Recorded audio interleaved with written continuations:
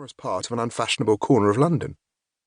It's understandable that most journalists would prefer the first approach. It makes a more compelling story to write about ostrich-skin jackets and luxury condominiums, about the way Manafort laundered the reputations of dozens of unlovely politicians and oligarchs, than it does to describe ugly British institutional architecture.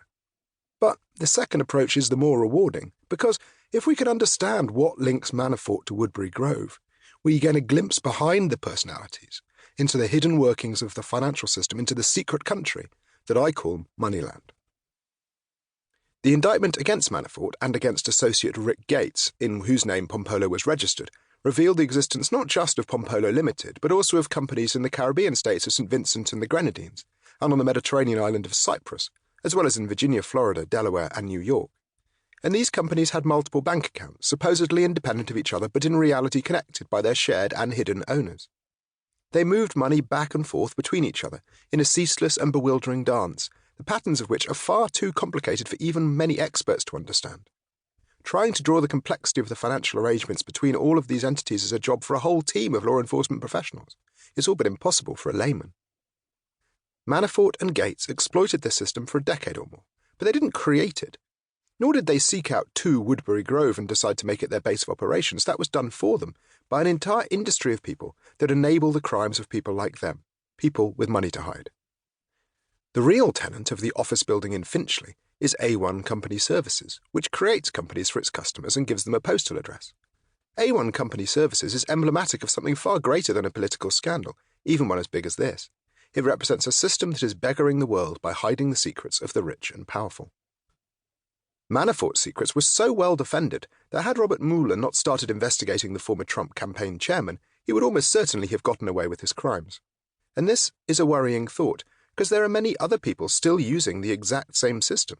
House number 2 on Woodbury Grove is, or has been, home to thousands of other companies, 16,551 according to one database, as have the addresses Manafort used in the Grenadines and in Cyprus, not to mention those in the United States.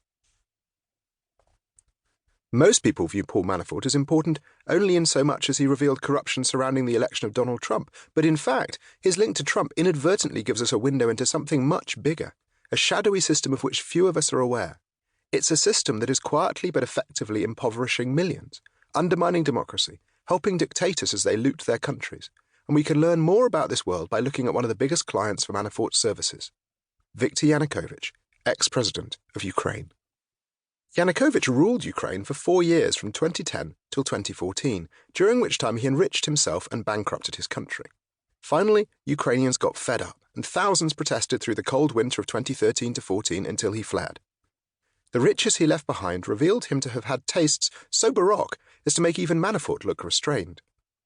The spreading grounds of his palace at Mecheheria included water gardens, a golf course, a Nouveau Greek temple, a marble horse painted with a Tuscan landscape, an ostrich collection, an enclosure for shooting wild boars, as well as the 5-story log cabin where he indulged his tastes for the overblown and the vulgar. It was a temple of tastelessness, a cathedral of kitsch, the epitome of excess. Everyone had known that Yanukovych was a criminal, but they had never seen the extent of his haul. At a time when ordinary Ukrainians' wealth had been stagnant for years, he had accumulated a fortune worth hundreds of millions of dollars, as had his closest friends. He had more money than he could ever have needed, as well as more treasures than rooms to store them. All heads of state have palaces, but normally those palaces belong to the government, not to the individual. In the rare cases Donald Trump, say, where the palaces are private property, they tend to have been acquired before the politician entered office. Yanukovych, however, had built his while living off a state salary, and that is why the protesters flocked to see his vast log cabin. They marvelled at the edifice of the main building, the fountains, the waterfalls, the statues, the exotic pheasants. Enterprising locals rented bikes to visitors. The site was so large, there was no other way to see the whole place without exhaustion, and it took the revolutionaries days to explore all of its corners. The garages were an Aladdin's cave of golden goods, some of them perhaps priceless.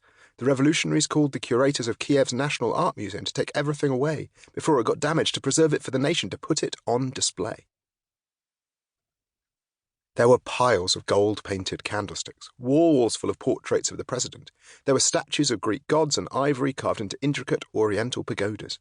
There were dozens of icons, antique rifles and swords and axes. There was a certificate declaring Yanukovych Hunter of the Year, and documents announcing that a star had been named in his honor and another for his wife. Some of the objects were displayed alongside the business.